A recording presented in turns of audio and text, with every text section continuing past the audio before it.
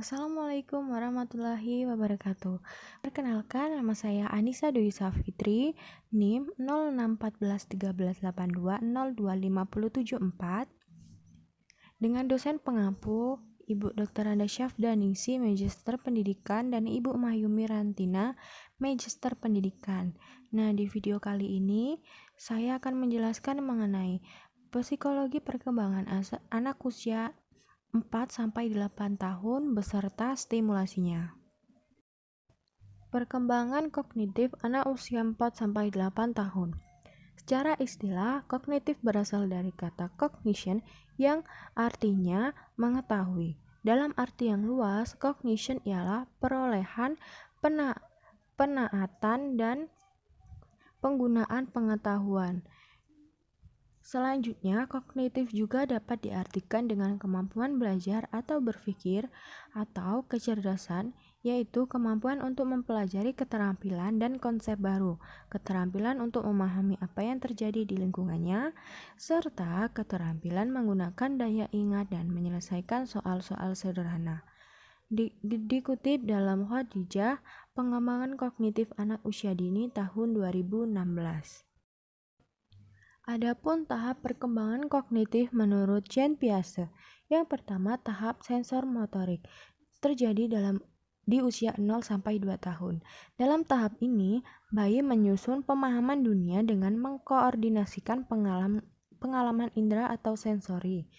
Mereka seperti melihat dan mendengar dengan gerakan motor atau otot.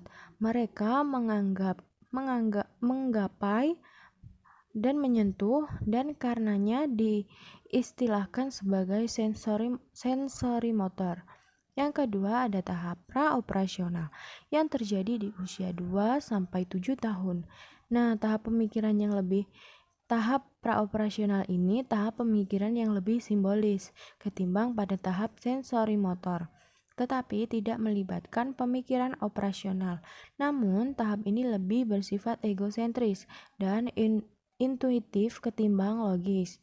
Yang ketiga, ada tahap operasional konkret yang terjadi di usia 7-11 tahun.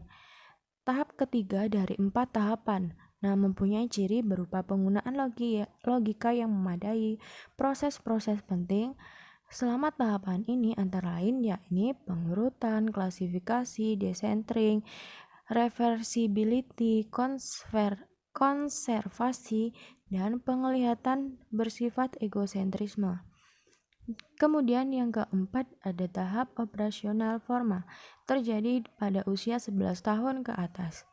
Nah, karakteristik pada tahap ini adalah diperolehnya kemampuan untuk berpikir secara abstrak, menalar secara logis, dan menarik kesimpulan dari informasi yang tersedia. Dalam tahap ini, seseorang dapat memahami seperti hal-hal tentang cinta, bukti logis, dan nilai. Kemudian, ada teori perkembangan kognitif menurut Jerome Burner. Burner tahun 1966 dalam bukunya yaitu Toward Theory of Instruction mengungkapkan bahwa anak-anak belajar dari konkret ke abstrak melalui 3 tahapan, yaitu enactive, icon, dan simbolik. Tahap pertama, tahap enactive. Tahap ini anak berinteraksi dengan objek berupa benda-benda, orang, dan kejadian.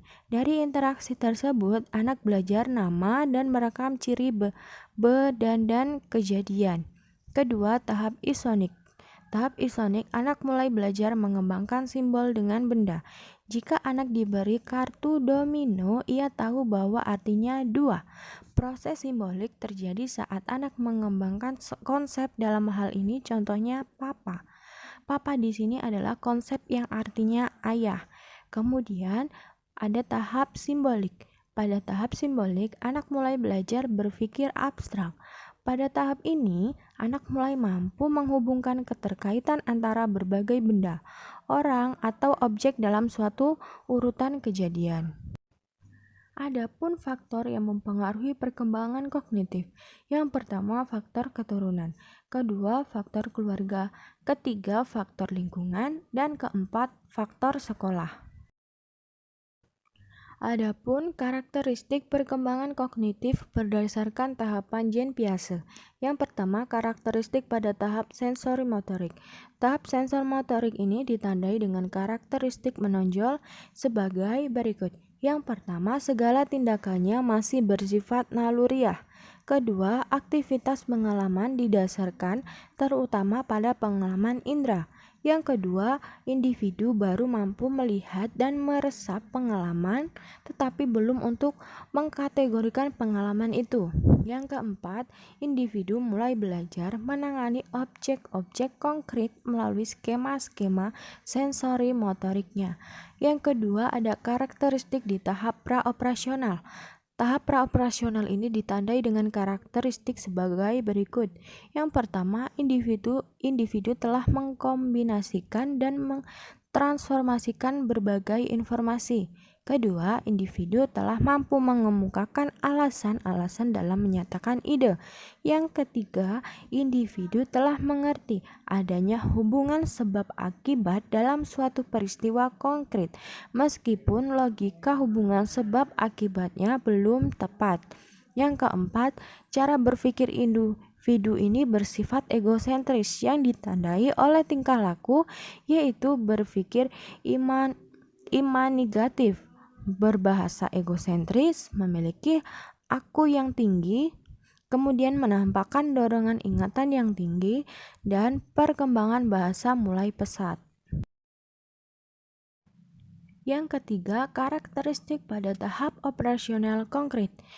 Di tahap operasional konkret ini ditandai dengan karakteristik menonjol bahwa segala sesuatu ini dipahami sebagaimana yang tampak saja atau sebagaimana kenyataan yang mereka alami.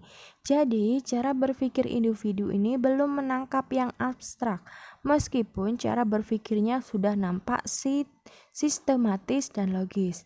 Nah, dalam memahami konsep, individu sangat terikat kepada proses mengalami diri sendiri, yang artinya mudah memahami konsep.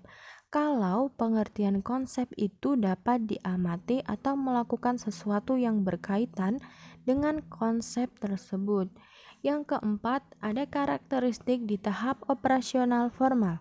Yang pertama, sudah menguasai penalaran dan berpikir secara abstrak. Yang kedua, mampu menarik kesimpulan dari informasi yang ia dapat. Yang ketiga, memahami konsep yang bersifat abstrak seperti nilai dan cinta. Dan yang terakhir, sudah dapat melihat realitas yang terkadang bisa abu-abu. Artinya tidak melulu hitam dan putih. Kemampuan ini sangat penting karena akan membantu anak melewati masa peralihan dari fase remaja menuju fase dewasa. Assalamualaikum warahmatullahi wabarakatuh. Halo adik-adik, bagaimana kabarnya? Alhamdulillah sehat ya. Baiklah, sebelum kita memulai kegiatan kita pada hari ini, ada baiknya kita berdoa terlebih dahulu ya. Berdoa, mulai. Bismillahirrahmanirrahim. Raditu billahi rabba wabil islami dina wabil muhammadin nabiyya wa rasulah. Rabbi zidni ilma warzuqni fahma. Amin. Nah, pada hari ini kita akan memainkan suatu permainan. Nah, apa permainannya? Permainannya adalah permainan papan geometri. Nah, pada kali ini kita akan memainkan papan geometri, di mana kita akan memasangkan bentuk-bentuk ini ke papan geometri ini. Nah, ada yang sudah tahu belum? Ini bentuk-bentuk apa saja? Apa? Iya, benar sekali. Ini ada bentuk lingkaran, ada bentuk segitiga, kemudian ada bentuk persegi. Nah, baiklah, langsung saja ya kita mulai. Yang pertama, kita akan memasangkan apa dulu nih? Nah, kita di sini akan memasangkan dari yang terkecil hingga yang terbesar. Oke? Mengerti ya adik-adik semua? Nah, ini papanya. Kemudian kita tempelkan ini yang cocok gimana ya? Apakah di sini? Oh, tidak. Ini kebesaran. Apa yang ini? Oh, bukan. Ini kekecilan. Tentunya yang ini ya. Nah, kita tempelkan di sini yang pas. Oke, kita buka dulu lemnya ya.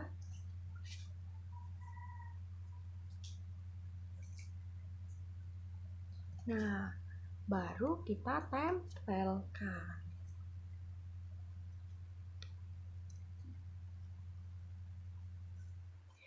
Adik-adik di sini ada yang mau coba nggak? Oh, ada, iya.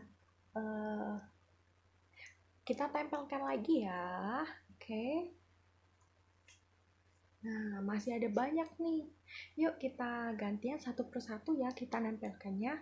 Nah, adik-adik, ini hasilnya. Terima kasih buat adik-adik yang mau ikut bermain bersama kakak. Nah, selanjutnya kakak ada perintah nih untuk adik-adik semua. Apa ya perintahnya? Apa kira-kira? Nah, di sini kakak mempunyai ini gambar. Iya, ini gambar persegi yang warnanya berwarna biru. Nah, perintahnya di sini urutkanlah dari yang terbesar hingga yang terkecil. Nah, ini kita akan memasangkan ini dari yang terbesar hingga yang terkecil. Oke? Baiklah, kakak akan contohkan satu ya, nanti adik-adik teruskan semuanya. Oke?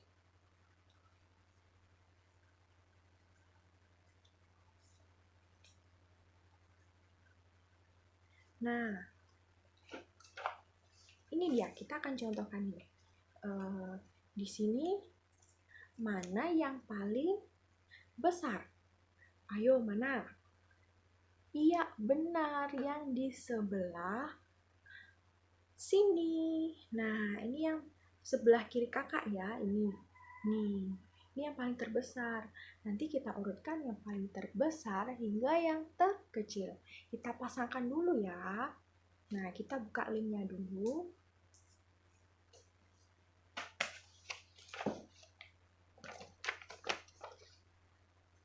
Kita pasangkan di kotak sebelah sini.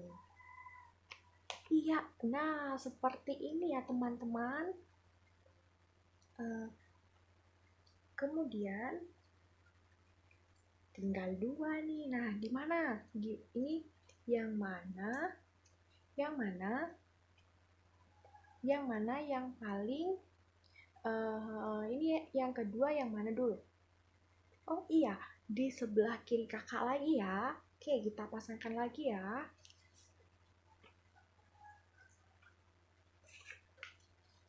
Nah, ini kita pasangkan di sini. Nah, di sini ya. Oh, miring ya ternyata teman-teman. Oke, kita luruskan lagi ya. Kita pindahkan.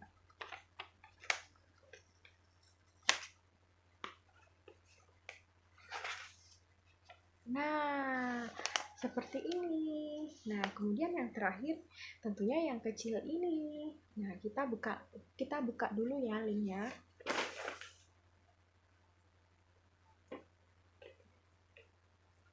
Oke, yang terakhir kita tempelkan di kotak sebelah sini, kotak yang paling terakhir. Oke. Nah, ini dia jadinya hasilnya. Kemudian selanjutnya adik-adik ya yang melakukannya.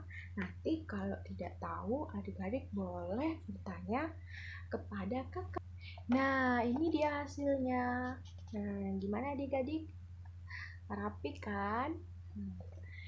Terima kasih kepada adik-adik yang telah ikut bermain bersama kakak. Nah, di sini kakak ada satu permainan lagi. Ada yang mau tahu? Masih semangat kan? Nah, ayo kita tepuk semangat dulu biar semangat. Oke? Tepuk semangat. Semangat. Semangat. Nah, ini dia permainannya adik-adik. Ada yang tahu nggak? Ini gambar apa? Apa? Iya, benar. Ini gambar buah-buahan. Ada yang tahu? Yang pertama, ini gambar apa? Iya, mangga. Ini gambar buah mangga. Terus yang ini gambar buah apel. Terus yang ketiga, ini gambar apa? Ayo. Iya, benar. Ini gambar buah jeruk.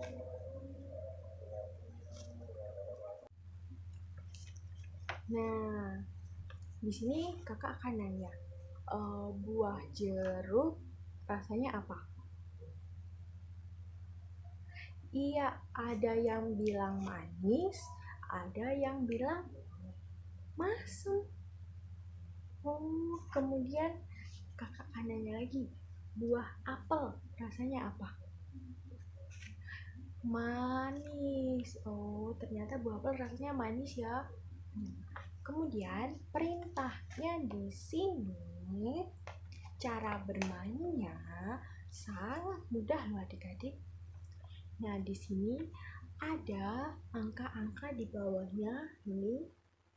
Di sini ada angka 4, ada angka 2, kemudian ada angka berapa? Iya, angka 3.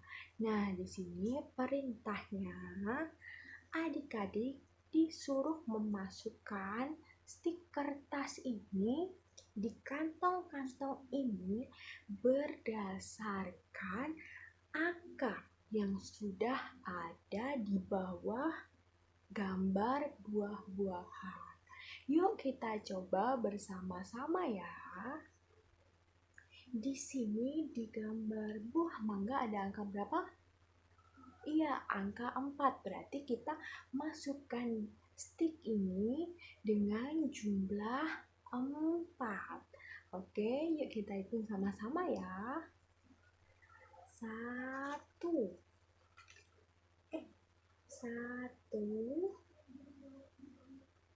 2,